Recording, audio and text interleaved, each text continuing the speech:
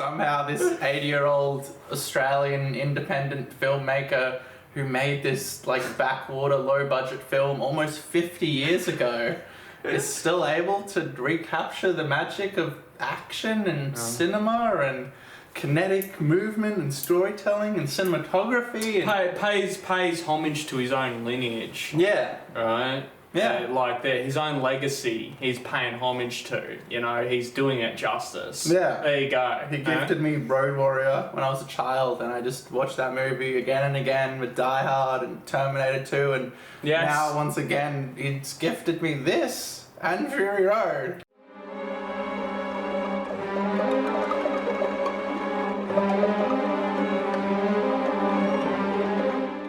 So we open with like the Greenland and fucking Furiosa is a little girl and she gets kidnapped. One thing I think this film does really well is it makes Fury Road better.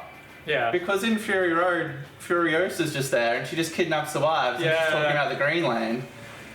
And like you get like a little story with her and fucking Max and she talks about it and shit, but like I feel like this adds to Fury Road, makes Fury Road better. It's one of the very few times where I'm actually thankful they did a fucking prequel. Yeah. And it elevates the story because I want to watch Fury Road now. This could be like a beautiful like companion piece. You watch Furiosa, then Fury Road, and it's like 4.5 hours of awesomeness. Yeah, it's really cool. It's actually, it's a lot more chill of a movie, actually. Yeah, which is really interesting. Fury Road is fucking 2 hours.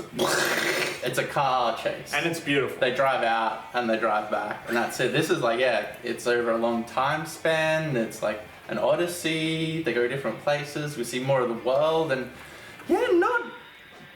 there is a lot of action, but not like fucking Fury Road. The action didn't impress me as much. That one chase where they're on the war rig and all the fucking people and the gliders and stuff, that was fucking amazing. Yeah, that was cool. Yeah, well, he somehow managed to add more new elements to the same thing again, the same sort of set piece. Yeah, so he's taken the same thing and gone, okay, well, what can we do that's new and different? Not just do the same thing. But I think one of the biggest takeaways for this movie for me is how excellent a decision it was to have a totally separate bad guy. Yeah. Just have a totally different guy. Yeah. The bad guy is not the Citadel and Morton Joe and all that. Yeah. We're sort of ticking along with them and all that sort of stuff. Yeah. And having that was Chris Hemsworth, right? Yeah. Did a great job. He's doing like his granddad's accent. It's like amazing. Aussie fucking 70s ochre. What was his name? I mean the something. I forgot it now. One of those. Yeah, it was the Dementor. Yeah, Dementus. Dementus, yeah. Dementus. You've turned me into the dark Dementus. It was so stupid. It was amazing. His nipples get ripped off and he like tasted them and you're like, oh, I'm getting excited. It was a perfect balance of like dark and comical and kind of tragic but horrific and disgusting. It's exactly the right level of wackiness, and the wackiness is the same.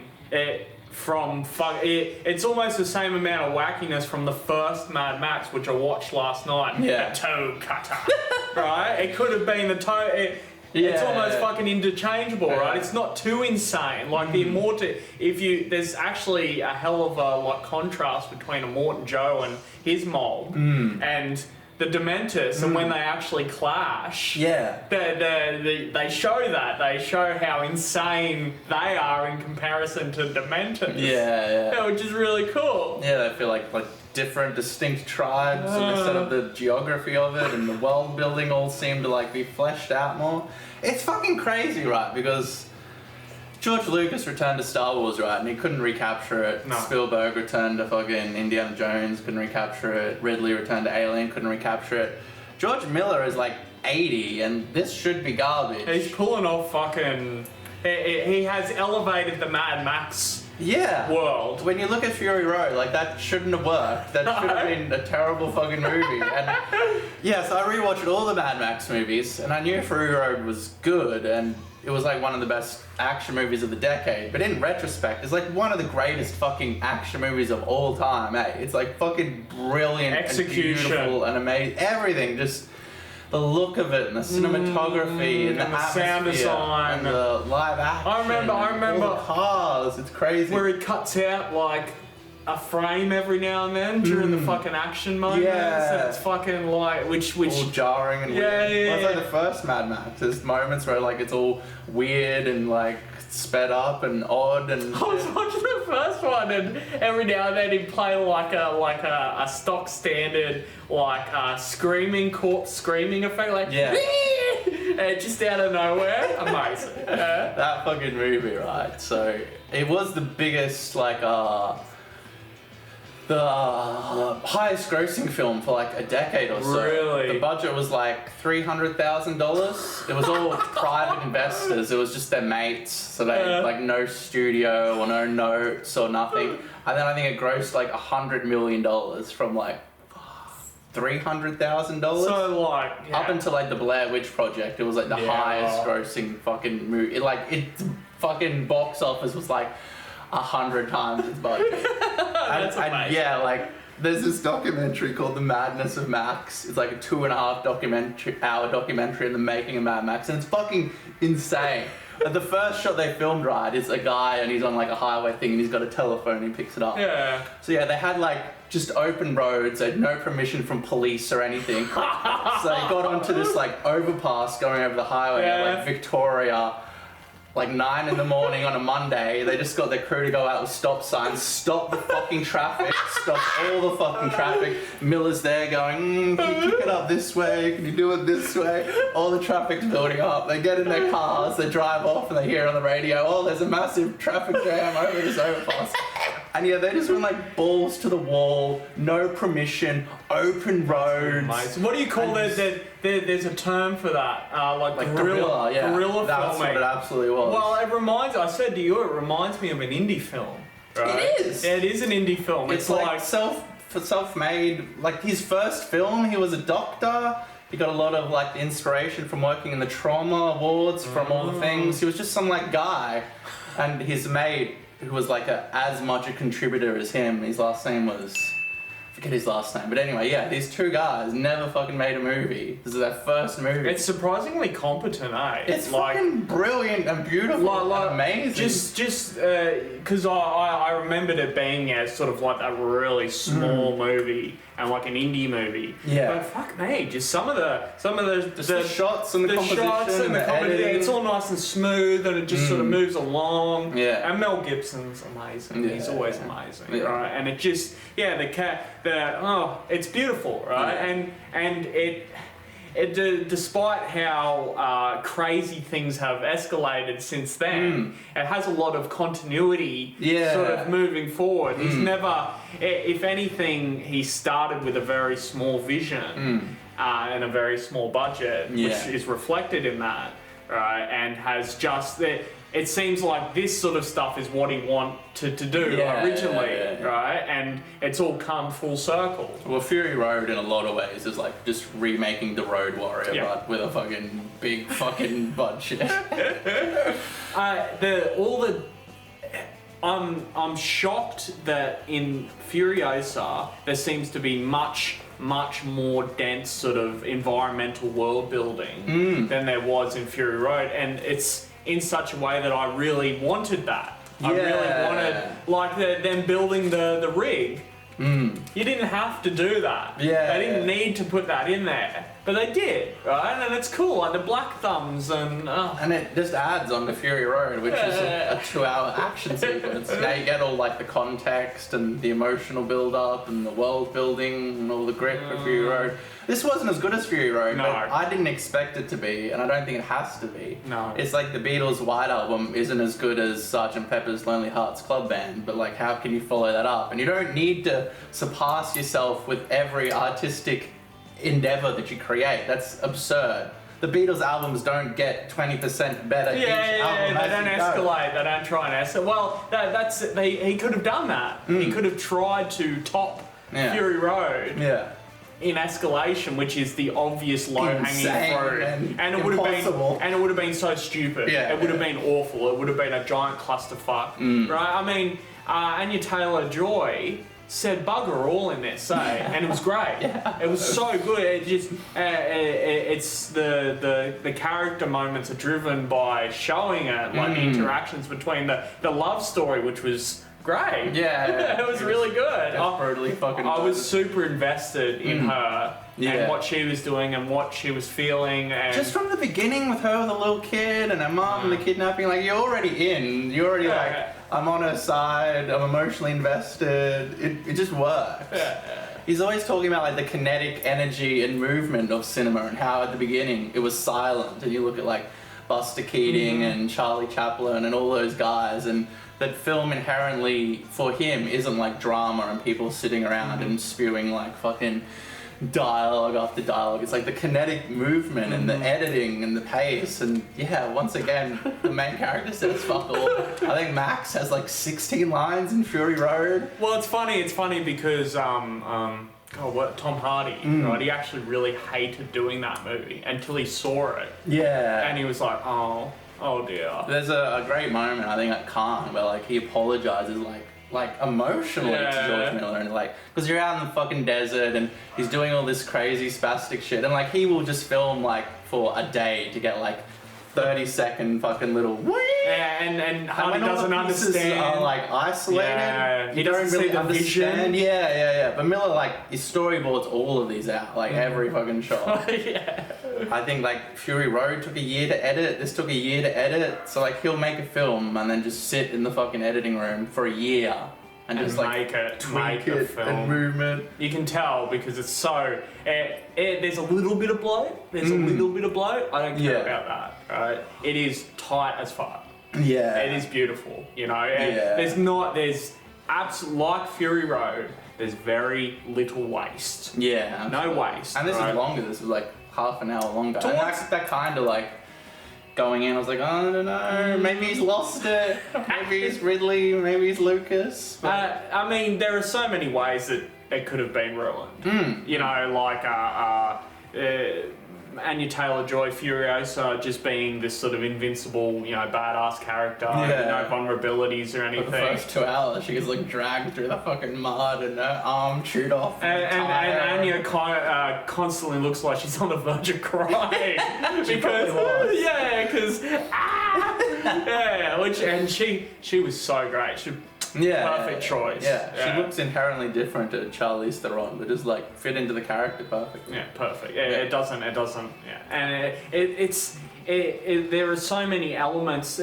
It's refreshing for a prequel to be like this. It's refreshing for it to just be a movie. And you know, this could have been made first. Fury Road never would have been made if this came first. Right? True, because it just people wouldn't have been interested in a slower movie. Right? That's fair.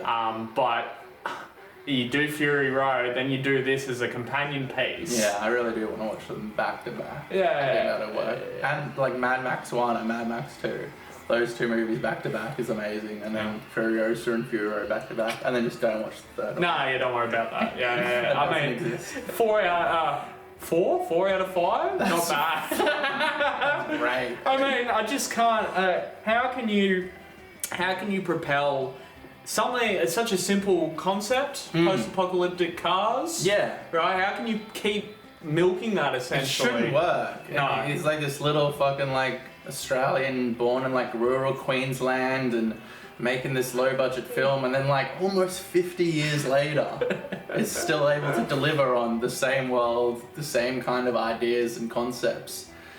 And I don't know why he hasn't missed a beat and why so many other people.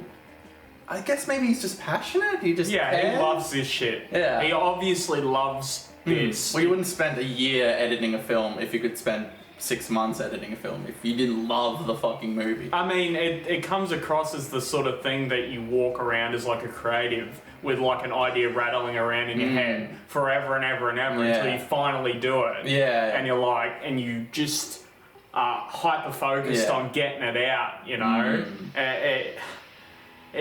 He could stop now. He could stop now and it would I'd be happy. Absolutely. Yeah. Well, Fury Road took a decade to make. This took like a decade to make. He's 80. I don't think he's going to make another one. He'll be 90. They'll keep trying to milk it though. I think he owns all of the rights. There was a thing with Warner Brothers and he sued them and shit. And they settled for like money, but part of it was like, give me Mad Max. Yeah. So he owns all of Mad Max. So hopefully he takes dies, it to the grave with him. Yeah. I don't need any more. Yeah. If he makes another one, it's going to take 10 years and he'll be 90. Yeah. He'll be fucking 90. I mean, this guy's 80.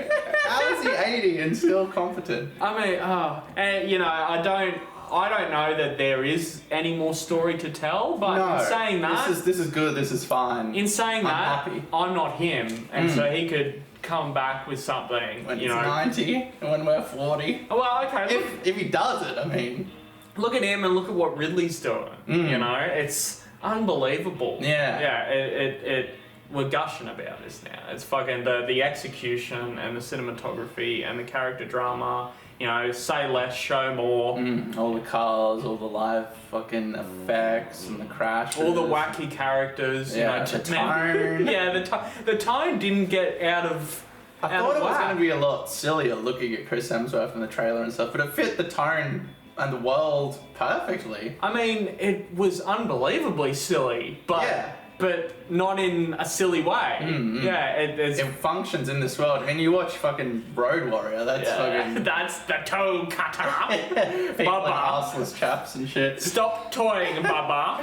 The guy that played the toe cutter plays Immortan Joe in Fury Road. That's so cool. And he died before this, so it wasn't him. So that made me a bit sad because, like, you know, he's this little underground, independent Australian actor. Then all of a sudden he gets to be in Fury Road again and gets all these like accolades and shit. Miller's done that, eh? He's like casting like handicapped people and he's casting he's like local industry and they're all little, like a lot of them are like, and not even just extras, but they're all like weird looking and they're all Australian. And they're all given good amounts of time. They're not just window dressing. We get we get a sequence with Rictus and we get a sequence with blah blah blah. And testiculous. Hemsworth was saying, like, you wander around the set and, like, you talk to someone, and they're, like, some Shakespearean guy, and the next guy's, like, out of jail for, like, 3 months, and, like, he learned acting in a workshop while he was in jail, and the next guy, like, has never acted in his life. And I think, like, he just, like, gets characters. Like, the actual people themselves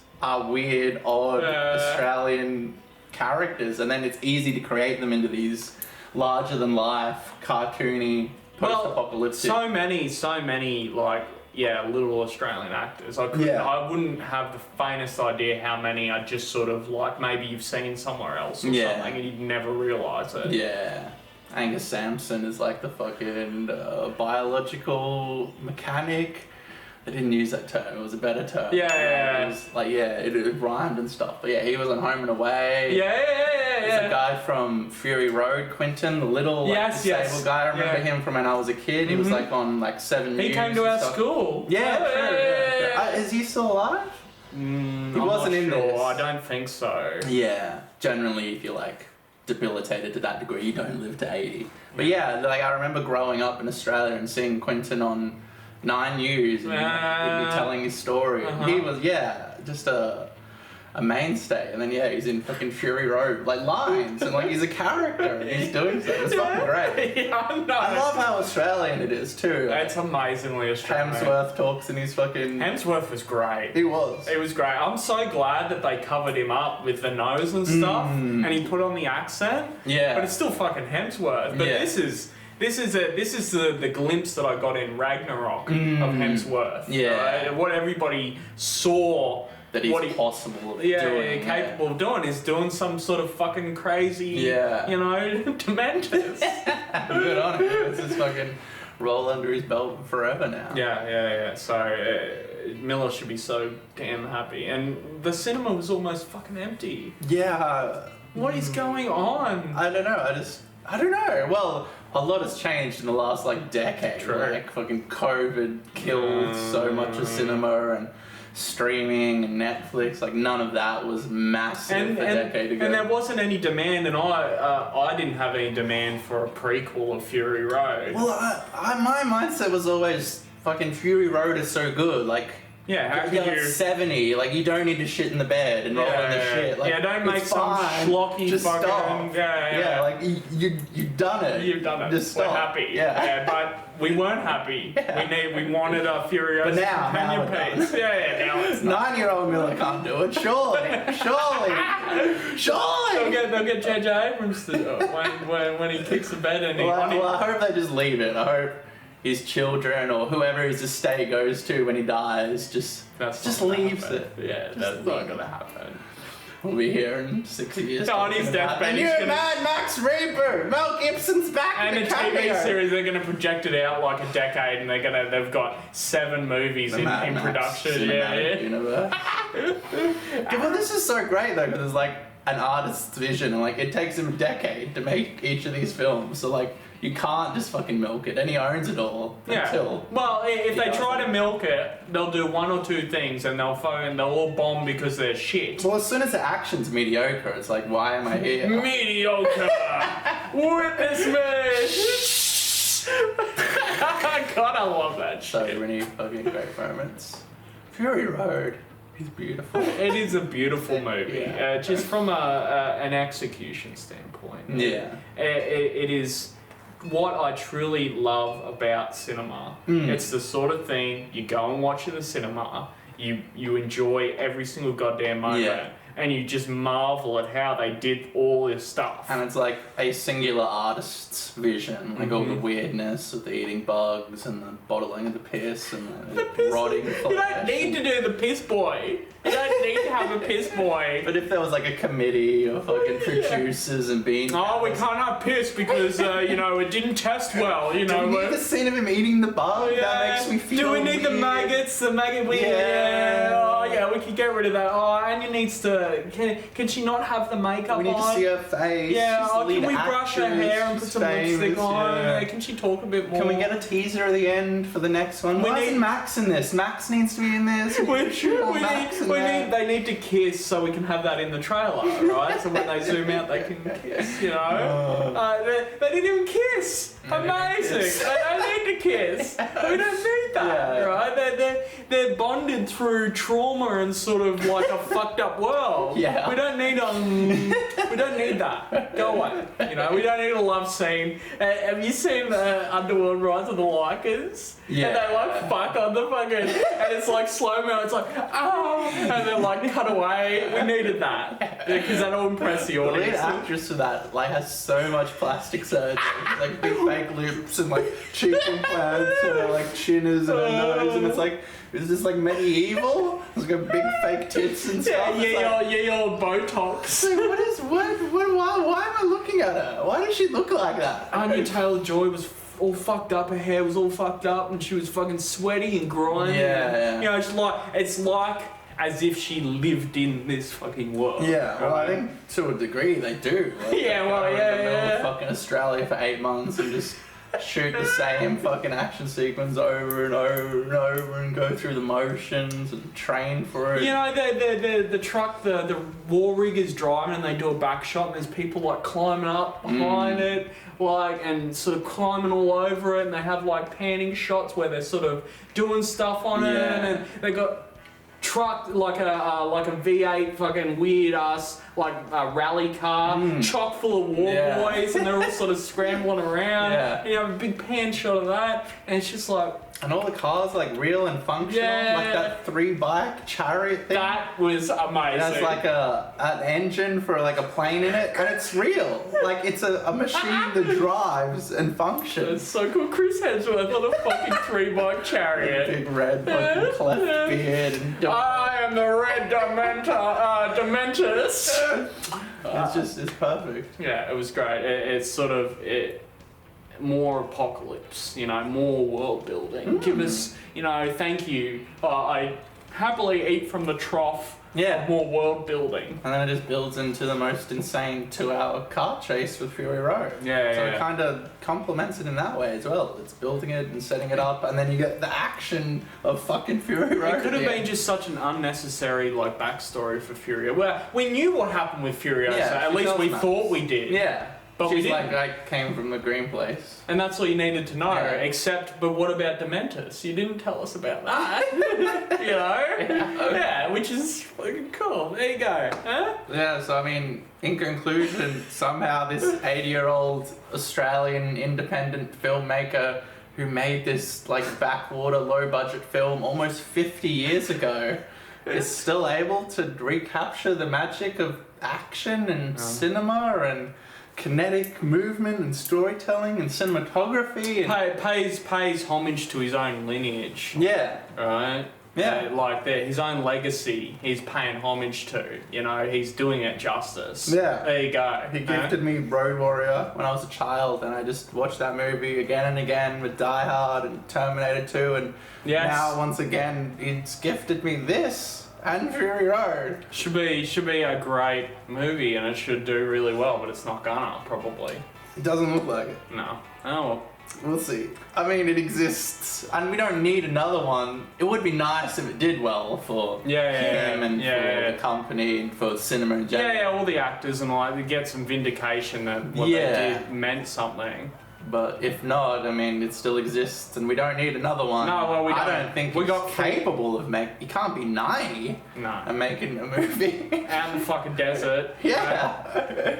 Yeah, no. Well, Thank you. Thank you. George Yeah, Miller, for just creating this world. giving it to us. Yeah. It could have been nothing. It could have not happened. You could have just been like, let's not make a fucking Let's movie. not do it. This is Let's fucking not come hard. back. Or they could have just not given him anything, right? Oh no, we're not going. There's no market interest in Mad Max. Yeah. There's no consumer interest. Well, it's crazy that they made Fury Road after like 30 fucking years since fucking Thunderdome. Yeah, And that Fury Road had so many like production troubles and shit. It took like a decade to make, and which is surprising. You can't tell. yeah, they halted the film and wouldn't give him any more money, and he hadn't shot the beginning or the end, and then he spent like all this time editing it, and then like the CEOs of fucking Roadshow Entertainment all shifted and changed. That's the only reason he got to film the beginning and end of Fury Road. Charlize Theron had to shave her head like 3 separate times over like 2 years. And you can't tell. It's like just cohesive and smooth. And I think that's just spending a year editing it. Making because little tiny changes and like pacing and everything. Like Fan Four Stick with the blonde wig, or Superman with the mustache. That's so bad. That's so good. Oh, beautiful. Yeah. Thank you, George Miller. Yeah, thank you. This is Toe Cutter signing out. The Toe Cutter! Stop toying, Bubba! Guns! What weakness! Guns! Amazing. That movie's amazing. Alright.